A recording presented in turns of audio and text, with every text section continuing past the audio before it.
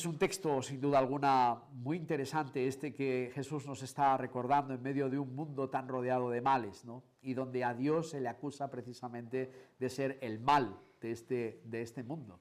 Es algo de una actualidad tremenda, ¿no? Todo el mundo dice que Dios tiene la culpa de todas las cosas que están pasando en este mundo. Fijaos, no lo tienen los hombres, no lo tiene el mal de este mundo, lo tiene Dios. Dios es el culpable de todas estas cosas. Dios en Cristo nos muestra también que esto no es la auténtica verdad ni la gran realidad, sino que es todo muy diferente, muy distinto de lo que pensamos. Queridos hermanos, estamos hoy ni más ni menos hablando de lo que es el dedo de Dios también, ¿no? Este dedo que Él tiene y que empuja, que escenifica, una forma antropomórfica que se llama, es una forma humana de transmitir la enseñanza de Dios y de hablar Dios precisamente de sí mismo y hacer de ello una expresión humana. Antes de su propia encarnación ya se hablaba del dedo de Dios. Jesús es este dedo de Dios también, junto con su Espíritu. ¿Y de acaso una expresión literaria en el texto? ¿Acaso una figura literaria? ¿Acaso una gran exageración, ¿no? Hablando del dedo de Dios.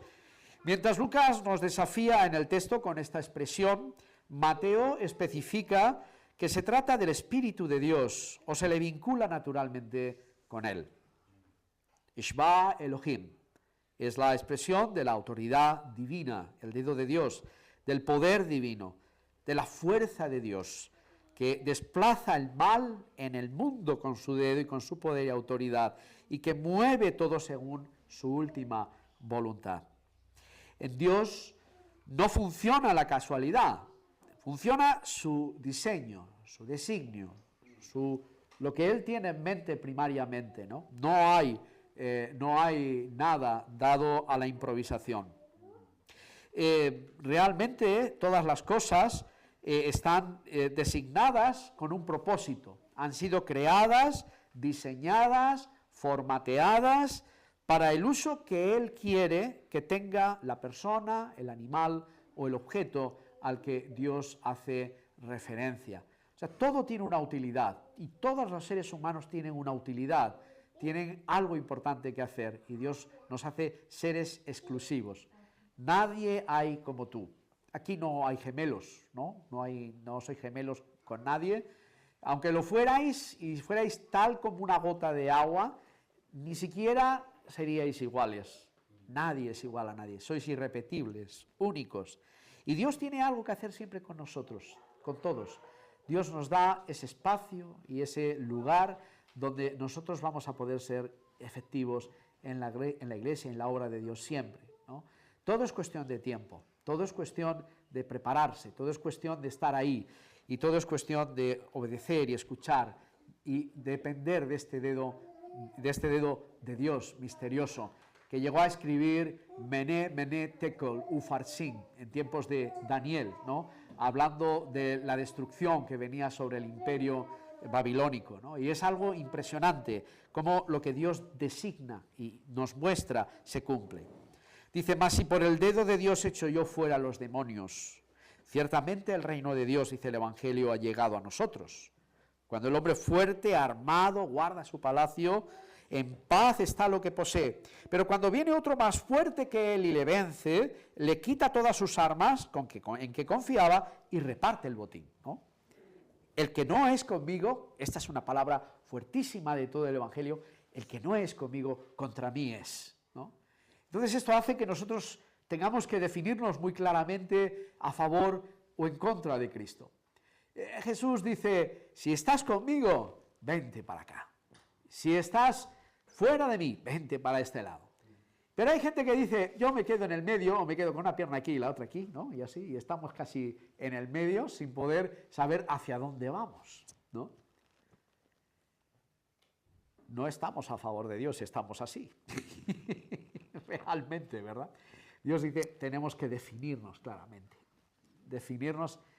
Y yo no quisiera, yo creo que todos comprendemos esto, yo a Dios lo quiero por amigo, porque a pesar de que siendo enemigo soy atraído por su amor a Él en este tiempo, ser enemigo de Dios es lo peor y la peor decisión que podemos hacer en este mundo.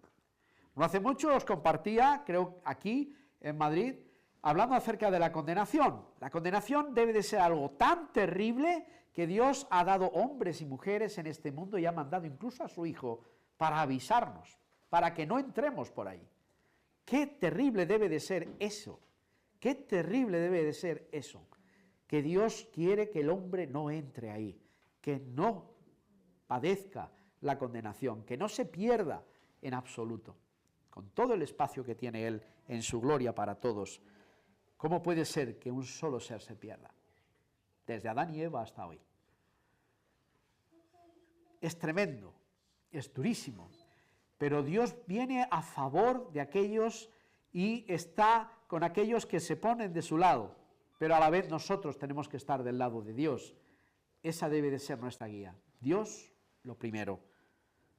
Nos encontramos ante esta imparable fuerza divina que nunca cede ante ningún poder humano o angélico, bajo ningún concepto. Cristo no da tregua a Satán, ¿no? Es más fuerte que él, toma su reino, derrotándolo de una manera insultante, desafiante. Dios, como enseñó el filósofo francés Spinoza, no es el todo, queriendo decir que todas las cosas son Dios. El mundo, el universo y hasta lo desconocido, pues Dios es un ser separado de la creación, de su creación, pero todo lo creado se le sujeta a Él finalmente. Dios no cede como deporte su voluntad, que es buena, y ésta se ejecuta a pesar de, o incluso contra nosotros, ¿no? O con nosotros. El reino de Cristo ha venido ya a este mundo. Lo divino toma carne y forma en la tierra entre aquellos que desean vivir la verdad de Dios, que es su bondad y su justicia también.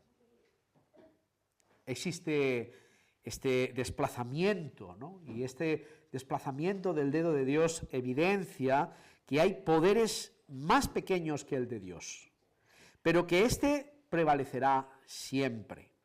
El mal se ceba en la creación de Dios, y Dios, como autor de esta, no permite que nadie pueda usar su egoísmo para desplazar el lugar de Dios en este mundo, ni tampoco entre su pueblo, ni entre su gente.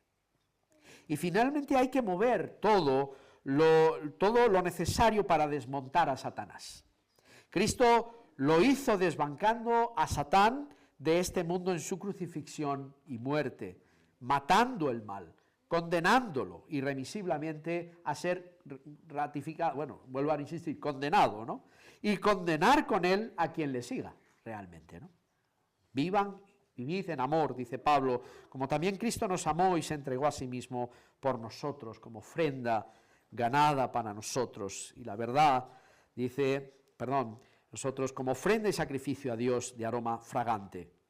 Dice, en otro tiempo vosotros erais oscuridad, ¿verdad? Ahora ya no, pero ahora sois luz en el Señor.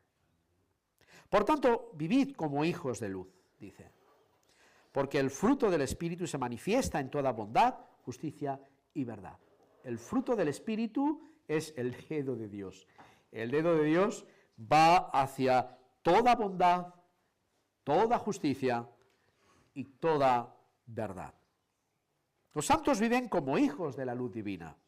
Esta luz se refiere a la bondad divina, la justicia de Cristo ganada para nosotros y la verdad que duele y desplaza, ¿no?, con fuerza al hombre sin Dios y al demonio en su malignidad. Y los condena si no responden a su bondad, a la justicia por la fe y a la obediencia y proclamación de la verdad. Entendida como la palabra de Dios, como palabra de Dios al hombre, y caiga quien caiga, le pese a quien le pese, ¿verdad? Como Lutero en la dieta de Worms, tras el día en que se le concedió para arrepentirse ante Carlos V y Roma de su experiencia divina y llamamiento a proclamar la palabra de Dios, decía, no puedo ni quiero retractarme a menos que me convenzan con la palabra de Dios de un solo error. que Dios se apiade de mi alma. Jeremías respondió igual ante Joaquín, el rey Joaquín, y su corte, y Moisés ante Faraón y su corte, a riesgo de sus vidas. Jeremías dice, haced conmigo lo que queráis, pero esta es la palabra de Dios. Entendiendo que con Dios hay no solo varias posturas, solamente podemos recoger o desparramar. Estamos llegando al final.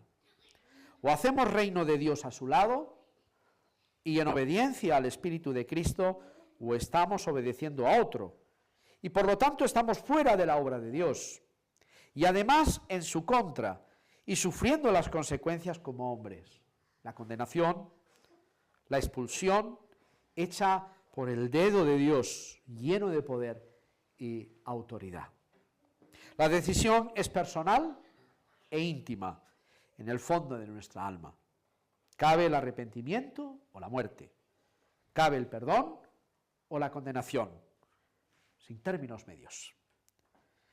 Y los hechiceros, dice, hicieron así también para sacar piojos con sus encantamientos, dice en el Antiguo Testamento.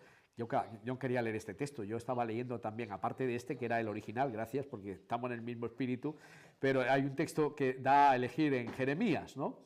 Y dije, no sé si elegir el de Jeremías o este, porque cada vez que hablamos de piojos todo el mundo empezamos a rascarnos la cabeza, es una cosa tremenda, ¿no?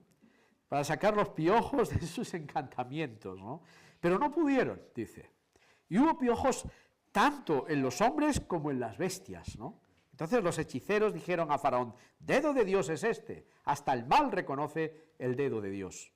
Mas el corazón de Faraón se endureció, es terrible, ¿no? Y no los escuchó, o sea, frente al Dios, al dedo de Dios y a la autoridad de Dios, aun viéndola con sus propios ojos, no se arrepienten y se alían al lado de Dios, como el Señor había dicho. En el último párrafo que quiero compartir con vosotros, dice, el mal siempre reconoce la venida del bien y lo rechaza como algo ajeno, pues trae luz vergonzante sobre el error y el mal propio o ajeno. La luz, cuando viene a nosotros, nos causa tal repelús, ¿no? Como dicen en los pueblos de España, ¿no? Repelús, ¿no? Eso, como decía así, viene algo que me descubre en mi error y en mi mal, ¿no? Eso no lo puedo soportar, ¿no? Por eso los políticos no dimiten, entre otras cosas, ¿no? Porque no quieren dimitir, porque el día que salen, sale todo, y claro, no quieren el orgullo, y no la honorabilidad, sino el orgullo les puede por encima de todo el mal, son capaces de arrastrar con ellos a pueblos enteros, ¿no?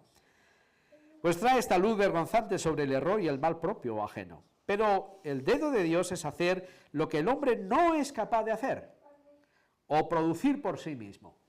Esto es algo que Dios hace, y que vemos sus resultados milagrosos, como lo veréis también en esta congregación, y seguiréis viéndolo, el dedo y la ayuda de Dios de una manera todopoderosa, ¿no? Es la imparable fuerza que hace huir y desistir el mal, ¿no?, contra su reino y contra su iglesia. Hoy participamos del sacramento del altar. Es tiempo de que Cristo desplace nuestro pecado, ¿no? Que haga precisamente, lo mande fuera de nosotros con su dedo divino y nos perdone, nos redima, nos remita este pecado, trayendo el consuelo y el alivio que necesitamos. Es tiempo de recoger con Cristo, de unirnos al dedo divino, incluso a invocarlo en oración en medio de estos difíciles y confusos tiempos. Quien desparrama queda endurecido por Dios. Se opone a escuchar y obedecer a Dios, y esta es la condenación que los hombres prefirieron las tinieblas antes que la luz del Evangelio. Nosotros, humillados, fuimos por el Evangelio desplazados por su dedo de la condenación al reino de su amado Hijo, viviendo ahora como un buen perfume de olor fragante a su olfato. No dejes de oler bien. no dejes de recoger con Cristo el buen fruto de su altar y su palabra que vence al mundo. Amén. Que la paz de Cristo, que supera todo entendimiento, nos guarde en pensamiento, palabra y obra hasta la vida eterna. Amén.